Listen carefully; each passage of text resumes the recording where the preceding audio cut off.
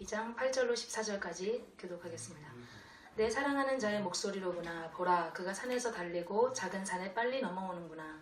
내 사랑하는 자는 노루마도 받고 어느 사슴과도 만나서 우리 벽 뒤에 서서 성벽을 들여다보며 창살 틈으로 엿보는구나. 나의 사랑하는 자가 내게 말하여 이르기를 나의 사랑 내 어여쁜 자야 일어나서 함께 가자. 겨울은 지나고 겨울다가 내게 돌아요. 지면에는 꽃이 피고 새가 노래할 때가 이르렀는데 비둘기의 소리가 우리 땅에 들리는구나. 무화과 나무는 푸른 열매가 익었고 포도나무는 꽃을 피워 향기를 토하는구나. 나의 사랑 나의 어여쁜 자야 일어나서 함께 가자. 다 함께 바위 틈 낭떠러지 은밀한 곳에 있는 나의 비둘기야, 내가 내 얼굴을 보게 하라. 내 소리를 듣게 하라. 내 소리는 부드럽고 내 얼굴은 아름답구나. 아멘. 이렇게 기도하고 말씀 나누겠습니다. 하나님, 이 시간도 주님의 그 음성을 듣기를 원합니다. 말씀을 통하여 주님의 마음을 느끼기를 원합니다. 이 시간 오셔서 우리의 마음을 열어주시고 이 말씀을 통하여서 주님과 더 깊은 관계 가운데 나아갈 수 있도록 인도해 주세요. 예수님의 이름으로 기도합니다. 아멘. 우리 이제 끊어지지 않는 이 아가서 8장까지 갈 때까지 이제 좀 가야 될 것 같은데. 근데 이제 일단은 지은이가 가기 전까지 하기로 했어요. 아가서 캠프는. 그러면 가지 가지 마세요. 매주? 매주? 듣고 싶다 가서. 이런 식으로.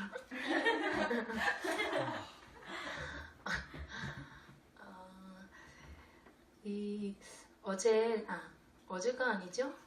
오늘 첫 시간에 형님께서 빅마을의 골짜기에서 또 아무도 알아주지 않는 그 들판에서 하나님을 향한 오직 그 주님을 바라보면서 주님이 기뻐하시는 그런 삶의 향기를 내는 뿜는 그런 아름다운 꽃을 피워라 하는 말씀을 우리에게 도전으로 주셨는데, 그러면서 이 신부는 사과나무의 고백을 하게 되고 또 그 주님에 대한 더 깊은 사랑의 열병에 시달리는 상태가 되었죠.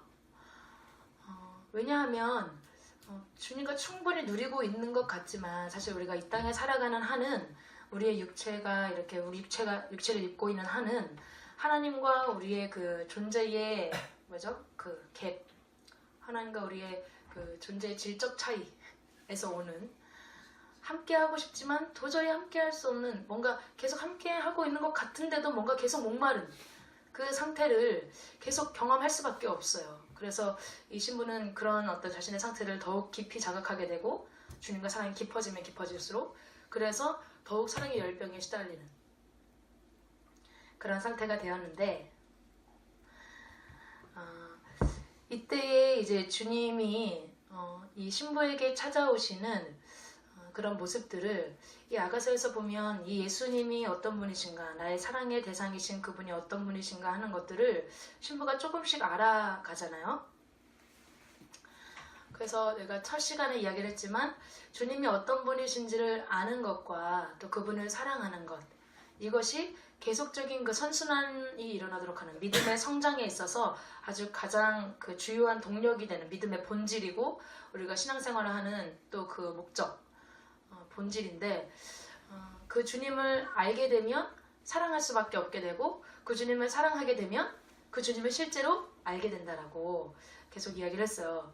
근데 그 주님을 안다라고 하는 것도 그냥 성경에서 써놓은 그런 어떤 누군가가 경험한 하나님을 아는 것이 아니라 바로 나에게서, 내 삶에서, 내 인격으로 아주 실제적으로 그분을 인격적으로 알아가게 된 그 암, 그것을 의미하는데, 아가서에서 보면은 이 신앙의 영적 단계에 따라서 그 주님이 굉장히 다른 모습들로 점점점 이렇게 알게 돼요. 신부가 이 주님은 이러한 분이구나. 1장에서는 어떤 주님으로 경험되었죠?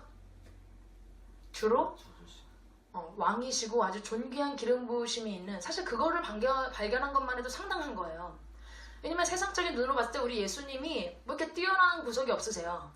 이사야 선지자도 예언했지만 보기에 상당히 볼품이 없고, 그죠? 겉보기에 외적 조건 주님 가지신 거 별로 없잖아요. 외모, 재산, 학벌, 또 뭐 스펙, 가문 가지신 게 없어. 거기다가 갈릴리 나사렛 촌구석에서 태어나셔서 그쪽 베들레헴에서 태어나셔서 갈릴리 나사렛에서 주 활동을 하시고 제야의 인사야. 그다지 세상에서 주목받지 못하는, 사실은 그 누구보다 먼저 주님이 이 땅에서는 골짜기의 그 백합화, 들판의 들꽃과 같은 그 삶을 먼저 사셨어요. 그래서 그렇게 사람들 눈에 그다지 띄지 않을 수 있는 그런 존재인데, 그리고 뭐 그냥 일반적인 역사가들의 눈으로 보면 예수님은 그냥 어느 한 시점에 등장했다가 반짝 등장했다가 로마에 의해서 처형당한 한 명의 사형수, 그렇게 그냥 형장의 이슬로 사라져간 존재감 없는 존재라고 생각할 수 있는 거예요. 그런데 이 주님을 성령의 임재 가운데 또 성령님께서 거듭나게 하시는 그 하나님의 은혜를 어떻게 특별하게 경험하게 되면서 그 주님이 어떤 분이신지를 제대로 알아버린 이 신부는 그 주님이 얼마나 존귀하고 얼마나 모든 사람이 사랑하기에 마땅한, 모든 사람들이 그분께 존경과 사랑과 모든 찬사를 드리기에 마땅한 분이신가 라고 하는 것을 깨닫거든요. 그것마저 상당한 거죠. 우리 예수님의 가치, 그분의 아름다우심, 그분의 존귀하심, 그것을 알게 된 것만 해도 굉장한 것인데 1장에서는 주로 그런 주님을 깨달아요. 그런 주님을 만나고 그런 주님이 계속적으로 계시대요. 그 신부에게. 그래서 이 신부는 그 주님에 대한 막 갈망을 가지게 되고 열정을 가지게 되고 그 주님과 함께하고 싶은 마음으로 주님이 지도하시는 대로 한 걸음 한 걸음 따라갔었는데, 그렇게 왕으로 계시되시는 그 주님이 이 2장의 단계들, 들판에서 골짜기에서 깊이 있게 하나님께서 숨겨놓으신 그 시간들 속에서도 그렇게 힘을 다해서 최선을 다한, 자기의 작은 삶에 최선을 다하는 그런 삶을 살아가는 가운데, 그리고 더 예수님과의 사랑이 깊어지는, 그 사랑의 깊이가 깊어지는, 그리고 그래서 주님이 또 꼼짝 못하게 또 안아주시고, 그 은혜 속에서 깨어나고 싶지 않은 그 사랑의 잠에 빠져있던 신부에게는 주님이 더 깊은 모습을 계시하여 주시는 거예요. 주님이 어떤 분이신가. 바로 그것이 오늘 우리가 읽은 이 말씀입니다. 바라기는 우리가 어떤 주님의 표면적인 것들을 사랑할 수 있죠. 우리가 사람과의 사랑에서도 그 사람이 가지고 있는 그 무언가를 사랑할 수도 있어요. 사랑한다고 하지만 굉장히 얕은 사랑이죠. 그 사람이 내가 좋아하는 어떤 점들을 가지고 있고 어떤 구석을 가지고 있어. 어떤 조건을 가지고 있어. 그래서 그럴 때는 좋아. 근데 만약에 그 사람이 그 조건을 잃어버렸다. 그러면 그 사랑은 언제든지 깨질 수 있는 위험한 사랑이죠. 위태위태한, 불안정한 사랑이죠. 나에게도 어느 날 누군가가, 우리 지체 중에 누군가가 여성관에 있어서 그 여성의 외모가 자기의 어떤 기준이 있는데 그 기준에서 맞을 때는 너무 좋아하다가 그 기준에서 조금만 벗어나. 그러면 바로 마음이 휙 식어버리는 그 모습을 보여준 적이 있어요. 자, 이 친구가 아직 사랑에 있어서 그 어리구나.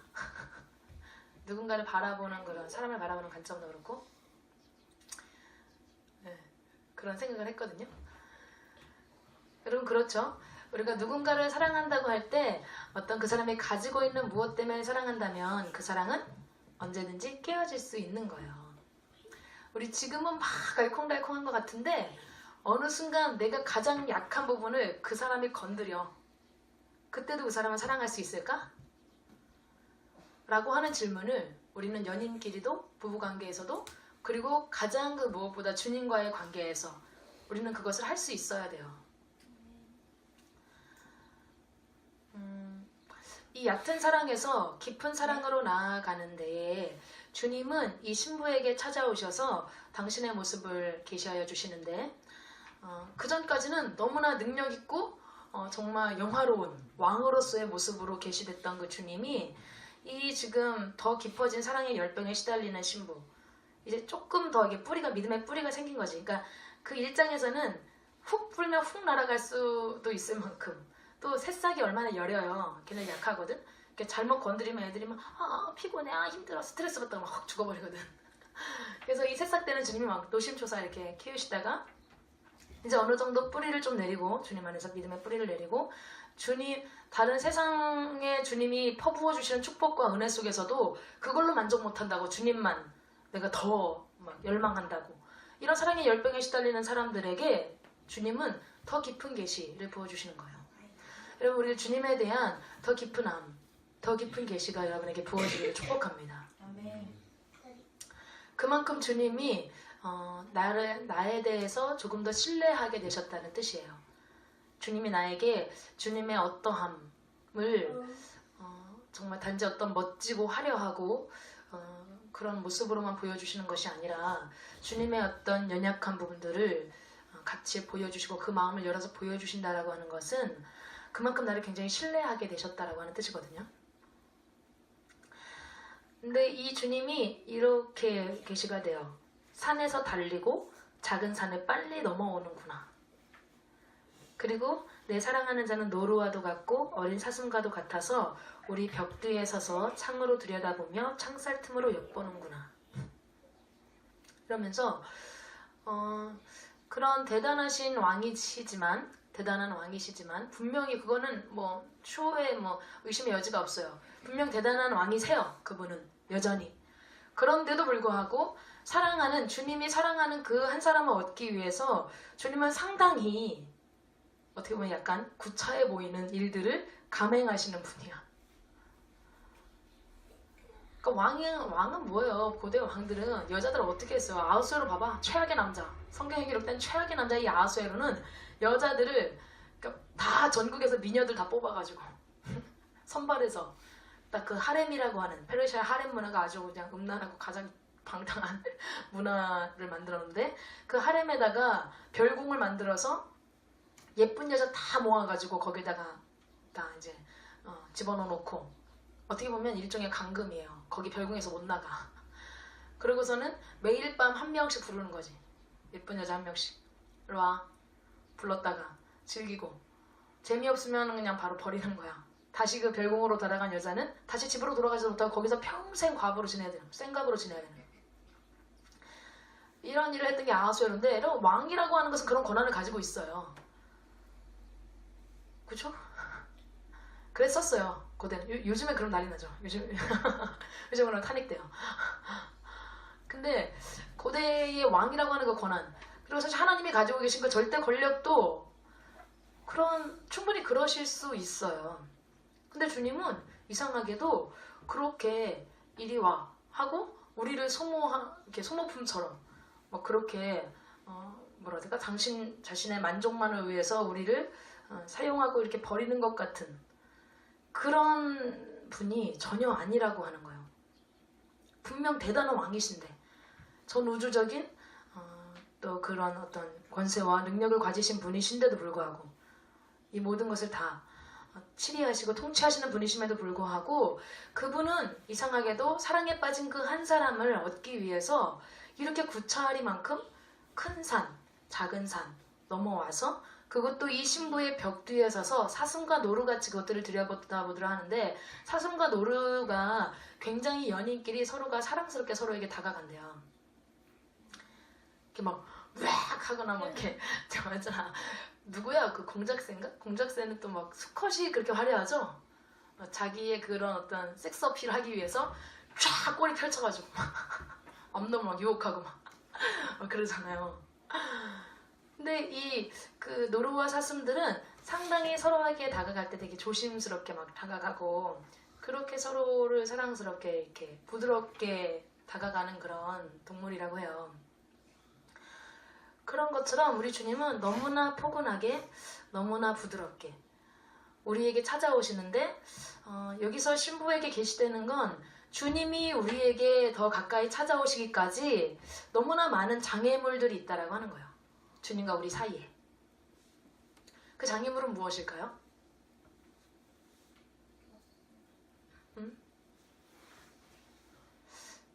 그 장애물이 주님에게 있는 것은 아니겠죠. 주님은 항상 우리와 사랑으로 하나 되기를 열망하시고 또 그러신 분인데 그 장애물은 결과적으로 우리 안에 있다라고 볼 수 있어요. 주님을 사랑한다고 하고 열병에 시달릴 만큼 이렇게 시달리고 있으면서도 이 신부는 여전히 자기 힘으로 어찌할 수 없는 주님을 가로막는 수많은 장애물들을 안고 있어. 큰 산이라고도 표현되고 작은 산도 있고 벽도 있고 창과 창살도 있어. 사중장치가 되어 있네. 그리고 우리 각자는 어떤 큰 산과 같이 나에게 있어서 가장 내가 이거는 도저히 넘어갈 수 없겠다라고 하는 생각이 들 만큼의 어떤 연약한 부분들이 있어요. 어떤 죄에 대해서 혹은 이것은 어떤 자기 고집, 굳어져 있는 자기 고집이나 교만함이라고도 표현할 수 있어요. 그러한 것들을 또 있고 또 작은 것들도 있고 작은 산들도 있고. 근데 그런 것들을 우리 주님은 그냥 이렇게 멀거니 바라보시고 계신 게 아니라 그 모든 장애물들을 넘어서 오신다. 그 주님이 몸으로 우리에게 그런 주님이심을 보여주셨는데 바로 그것이 예수님이 성탄절의 그 사건. 그 높은 하늘 보좌를 버리시고 이 땅에까지 찾아오시는데 찾아오실 때에 우리에게 가장 가까이 이 사슴처럼 노루처럼 가장 가까이 부드럽게 다가오고 싶으셔서 모두를 감싸는 그 빛으로 오시고자 주님은 가장 낮고 천한 곳 마국간 베들레헴 그것도 마국간 말구유라고 하는 곳을 선택하여 오셨죠. 아기의 모습으로 가장 연약한 아기의 모습으로. 그런 주님 우리와 함께하기 위해서 어떠한 장애물도 주님은 결코 문제가 되지 않아. 다 넘어서 오셔. 심지어 그 장애물들이 분명히 나중에 보면 그 장애물들은 주님을 회방하고 주님을 대적하고 주님을 누명을 뒤집어 씌워서 각종 고문을 막 감행하고 막 핍박하고 때리고 수치와 모욕을 주고 그리고 십자가에 못 박기까지 한 것이 바로 이 주님을 가로막는 장애물들이에요. 주님은 이 장애물들을 넘어서 오기 위해서 그렇게 땅에 찾아오실 뿐만 아니라 땅에 찾아오셔서 우리에게도 계속 진리의 빛으로 각 사람에게 찾아오셨거든. 각 사람에게 맞는 그 진리의 말씀으로. 사마리아 여인에게는 너가 목마르지 않는 샘물을 원하냐? 하시면서 그 사람 속에 깊은 곳에 있는 영적인 갈망을 막 끌어내시고 다른 사람들은 다 그냥 창녀로 아주 방탕한 여자로 볼 뿐인 그 여자에게 다가가셔서 그 사람 깊은 속에 감춰져 있던 하나님을 향한 그 갈망을 끌어올리시면서 그 사람에게 계속적인 너 남편을 데려와라. 남편 없어요. 아 그래 너 남편 5 있었다 지금도 사는 남자가 네 남편이 아니니 그렇다 하시면서 그렇게 그 사람이 하나님에 대해서 방어벽 쳐놓은 그 장애물들 하나하나 제거하시면서 주님이 이렇게 직접적으로 우리의 마음 가운데 깊이 찾아오시는 작업들을 하시는데 바리새인과 다른 종교 지도자들 같은 경우는 주님이 그 작업을 하시기 위해서는 상당히 주님의 죽음이라고 하는 위험을 감수하셨어야 했잖아요. 그들의 영적 실체를 드러내시고 너희들 지금 상태가 어떤 줄 아냐? 너희들의 큰 산이 있는데 하나님과 함께하지 못하고 있는데 너희들이 바로 그것은 너희가 겉으로는 그럴듯하게 종교적으로 위장되어 있지만 너희 속에는 하나님을 사랑하는 마음이 없어. 진심이 없어. 그리고 그렇게 함부로 누군가를 판단하고 잘못된 길로 이끌고 있어 이 독사의 자식들아 막 이러시면서 맹인들아 아니 이 사람들은 그 맹인들 독사의 자식 이거 지금 가장 경멸하는 존재들이야. 맹인들도 그 당시 바리새인들은 아 쟤는 누구 죄 때문에 저렇게 됐어 조상 죄 때문에 저렇게 됐나 하여튼 아이고 막 정죄했잖아요.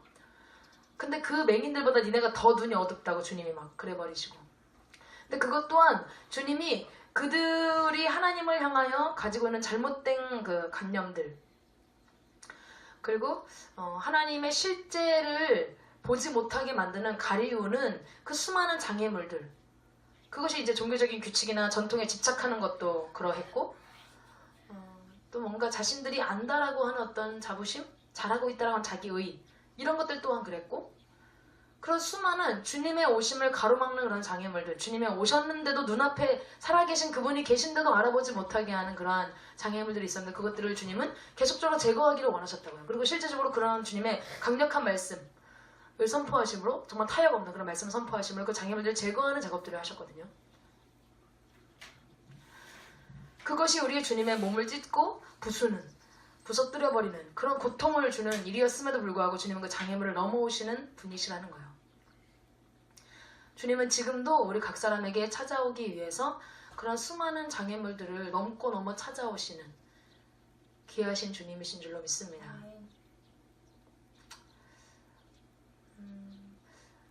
저는 이런 주님의 행하심을 생각할 때는 한 번씩 괜히 가슴이 막 저릴 때가 있어. 나는 계속 주님에 대해서 주님 여기까지만요. 한계 짓는 믿음들 또한 주님에 대한 주님이 오시는 것을 가로막는 장애물이기도 해요. 지금 여기까지만, 그 이상을 개입하지 말아주세요. 그런데 주님은 그런 나를 끊임없이 기다리시고 또 그 장애물들을 넘어서 그 장애물이 주님께 계속 고통을 드리는데도 불구하고 그런 나를 계속적으로 품어주시고 그 장애물을 여러 가지 주님의 방법으로 사랑으로 품으시고 녹이시고 제거하여 가시는 그런 사랑의 주님이신 것을 경험을 하게 돼요.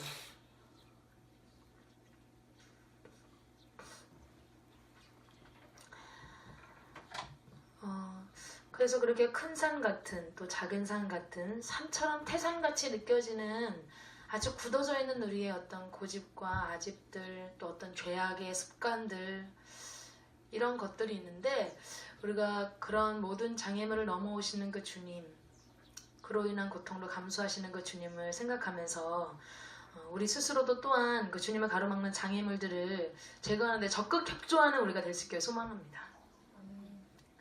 그런데 사실은 이게 지금 어떤 단계에서 있었던 이야기예요?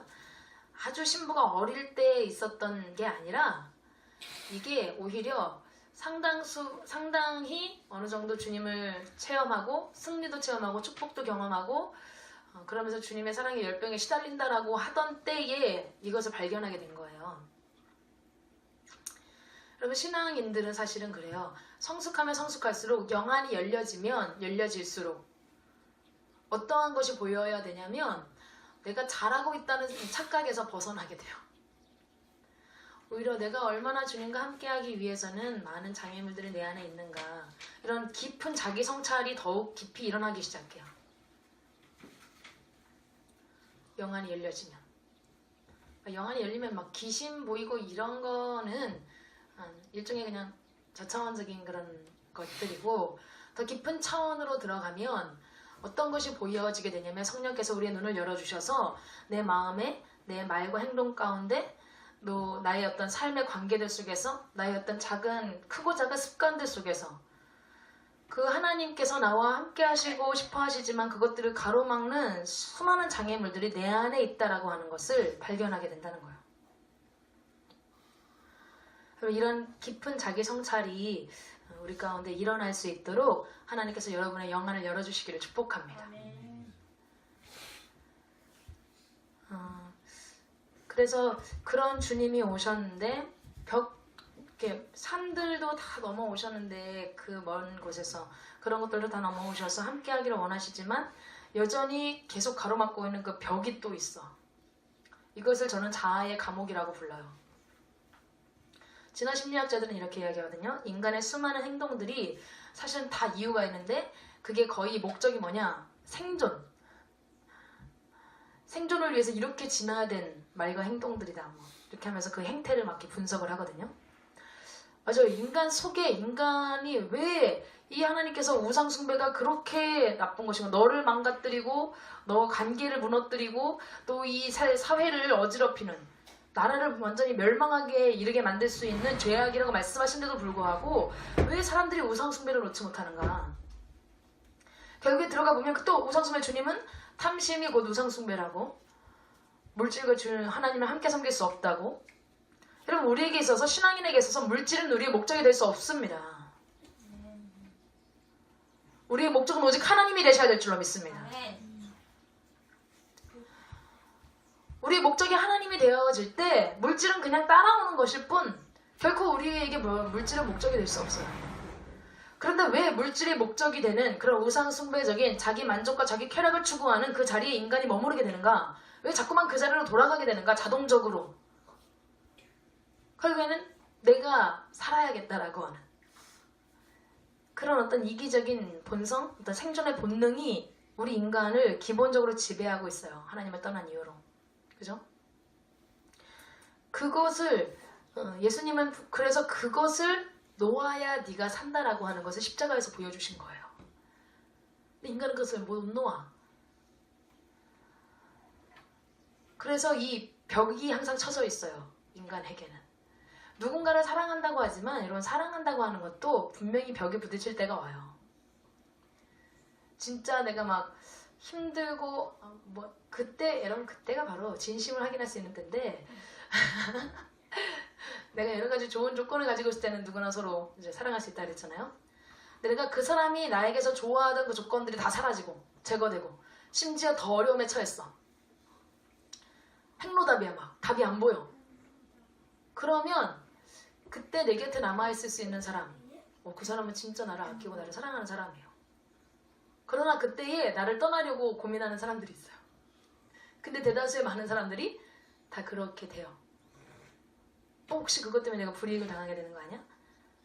이런 고민들을 하게 되면서 자기도 모르게 양심은 찔리지만 그렇게 되죠. 우리는 그렇게 분명히 우리의 벽이 있다고요. 나 자신을 가장 아끼는 우리의 마음이 있어요. 그런데 이것이 타인과의 관계에서도 상당히 장애물이 되고요. 부부간에, 연인간에, 친구들 간에서도 진정한 어떤 관계의 어떤 맛, 서로의 깊은 사랑을 나누고 우정을 나누는 것도 가로막는 것이 되고, 결정적으로 주님과의 관계에서도 그 주님과의 관계에서 결코 하나 되지 못하도록 하는 것이 돼요. 이것이 현실적으로 나타날 때는 여러 가지 방어 기제들로 나타나요. 하나님께서 막 주권을 달라고 무언가 하실 때 아까 얘기한 것처럼 한계를 지어버리는 것들, 여기까지만요 라고 한계를 그어놓거나, 혹은 주님이 우리의 죄악을 드러내실 때 이건 이래서 저랬고 저래서 저랬고 이렇게 변명하고 자기 방어하는 그 방어 기제들, 이런 것들이 다 벽에서부터 나오는 그 습성들이라고 볼 수 있어요. 내 벽이 아직 깨지지 않았구나 라고 하는 걸 우리가 알 수 있는, 깨달을 수 있는 것들이에요. 그리고 창살 틈으로 엿본다고 하는 이걸 볼 때 이게 말이 좋아서 창문이고 창살이지, 어떻게 보면은 그 안에 자기가 스스로 갇혀있는 상태인 거예요. 감옥같이. 그래서 저는 이것을 자아의 감옥이라고 부르는 거예요. 여러분, 우리의 자아가 나 자신에게 집중되어 있는 자기중심적인 내 생각, 내 방법, 내 뜻, 내 계획, 그리고 나를 이렇게 부서뜨리고 내가 손해보고 내가 무언가 이렇게 빼앗길 것에 대한 두려움에 우리가 그것들을 하나님 앞에 믿음으로 깨뜨려버리지 않는 이상 우리는 계속 그곳에 갇혀 있어요. 스스로. 주님이 그 바로 코앞에까지 찾아오셔서 함께 하자고 그렇게 손짓하셔도 스스로 나가지 않는 그 자아의 감옥에 우리 스스로를 가두어 두고 있어요. 우리 모두는. 그런데 주님은 오셔서 그 벽을 막 에이씨, 내가 이렇게까지 고생해서 찾아왔는데 아직도 벽이 있어? 하고 막 부숴버리시는 이런 분이 아니야. 사탄은 그런 식으로 우리에게 아주 강압적으로 막 억압적으로 하려고 하죠. 그 힘을 행사하려고 하죠.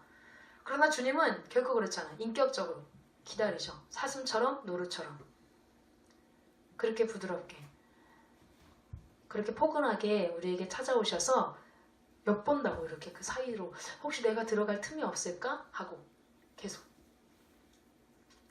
내가 우리 요셉이 삶에 좀 더 네 마음속에 내가 더 깊이 들어가면 안 되겠니? 주님 막 계속 살피셔. 한 소리 속에 막 화평이 지은이 얘기. 주님 내가 더 깊이 들어가면 안 되겠어? 막. 그러시면서 이렇게 초청하세요. 나의 사랑, 나의 어여쁜 자야, 일어나서 함께 가자. 참 웃기는 거예요. 1장에 보면 신부가 먼저 자기가 요청했던 기도거든, 이게. 주님, 제가 지금요, 내 영이 깨어나서 정말 하나님이 어떤 분이신지를 알았고 영적인 세계의 비밀을 알게 되었기 때문에 내가 너무 지금 해피한 상태인데 말이에요. 주변 사람들은 이런 내 가치를 알아주지도 않고 다 오해하고 뭐하고 한다고 하면서 그 초기 단계 때 했던 기도가 뭐예요? 주님이 일하시는 곳, 주님이 양떼를 먹이시고 정오에 쉬게 하시는 것을 저에게 알려주세요 라고 하면서 주님의 그 전 우주적인 사역에 내가 동참하여 드리라, 내가 주님과 함께 하리라 막 이러면서 그런 결단의 기도를 막 올려드렸단 말이야. 자기가 주님과 함께 하고 싶어요, 한마디로 말하면. 그런데 막상 이 신부의 실체는 어떠해요? 기도는 그렇게 하고 있지만 막상 주님과 자신이 함께 하고 있지 않다는 걸 주님이 넌지시 보여주시는 거예요. 오히려 주님이 야 일어나 함께 가자. 잠 좀 그만 자. 그렇게 너만의 것에 빠져있는 그 잠을 깨고 나와 함께하는, 나와 함께 이 세상을 살리는 일에 함께하자.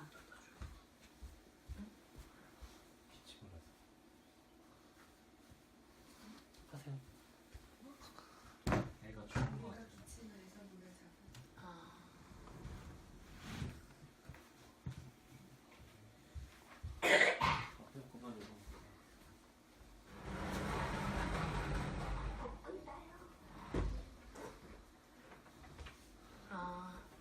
그래서 주님이 이렇게 함께 가자고 요청을 하시지 물론 이제 막 약간 손을 잡아 끌듯이 하는 그런 때도 있어요. 약간 여지가 있다 그러면 주님이 확 잡아 당기시는 것도 있어요. 왜냐면 여기서도 보면 창살 틈으로 엿보구나라고 한국말로는 번역이 되어 있지만 그 이스라엘에 보면은 그 고대에 문이 이렇게 있고 문고리가 이렇게 있고 한데 거기 작은 구멍이 있었다고 해요. 그래서 정말 간절히 막 이렇게 바랄 때는 그 문구멍 사이로 막 이렇게 손을 들이밀어서 하는데 여기서는 이렇게 표현되는데 뒤쪽에 막 3장 5장에 보면 주님이 신부에게 찾아오셔서 그렇게 막 함께하고 싶으셔서 막 애쓰시는 모습들이 막 있거든. 그래서 나와 함께 하자고 하시는데 무슨 일에 함께 하자고 하시냐면 야 겨울이 지났어. 비도 그쳤고 지면에 꽃이 피고 새가 노래할 때가 일어났는데 비둘기 소리가 우리 땅에 들리고 있어.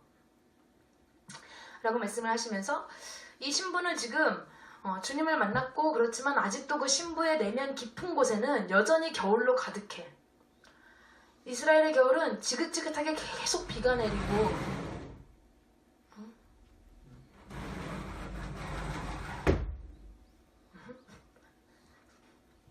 춥기도 춥지만 계속 막 비가 내리고 굉장히 칙칙하고 우울한 그런 계절이에요. 근데 그런 모든 겨울들 막 우리 내면에는 그래서 자아의 감옥 속에 내가 갇혀 있잖아. 사실 제일 불행한 건 나야. 그 속에서 그렇게 그냥 그렇게 갇혀가지고 자기 스스로를 이렇게 꽁꽁 싸매고 방어하고 그러면서 그 속에서 가장 우울하고 칙칙하고 괴롭고 또 차가운 아주 그래서 이 겨울이 거쳐지지 않아서 나 같은 경우도 보니까 분명히 주님과는 너무 사랑의 달콤함 속에서 막 교제를 하면서도 어느 순간에 하나님께서 나에게 사랑하라고 보내주신 사람들과 관계 속에서 보니까 어떤 한계가 딱 지나면 되게 차갑게 딱 말이 나가는 내 모습을 딱 보는 거야. 그래서 난 그때그때 깨닫지. 내 안에 아직도 겨울이 이렇게 가득하구나.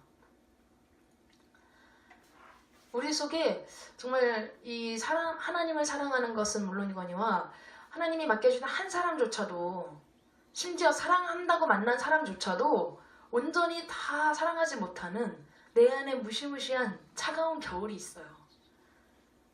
우리가 주님을 일어나서 따라 나서지 않는 이상 우리는 항상 그 겨울에 갇혀있을 수밖에 없어요. 주님은 말씀해 주셔. 근데 야 겨울은 지났어. 왜? 주님이 그 십자가의 뜨거운 사랑으로 그 주님이 막 주님의 그 십자가에서 불어오는 이미 이루신 그 놀라운 구원의 봄바람이 우리 속에 있는 그 모든 겨울을 다 걷어가실 만큼 걷어가시기에 충분한 그런 사랑이 주님의 가슴 안에 있고 또 그러한 사랑으로 주님이 이미 그 일을 행하셨고 그럴 능력이 되셔 주님은. 그래서 오셔서 그냥 미사역으로 괜히 이렇게 사탕발림의 말을 하시는 것이 아니라 실제로 나는 너의 겨울을 다 걷어가 버릴 수 있어 라고 말씀하시는 거예요. 네 안에 있는 겨울 야, 다 걷어가 버릴 테니까 날 따라와.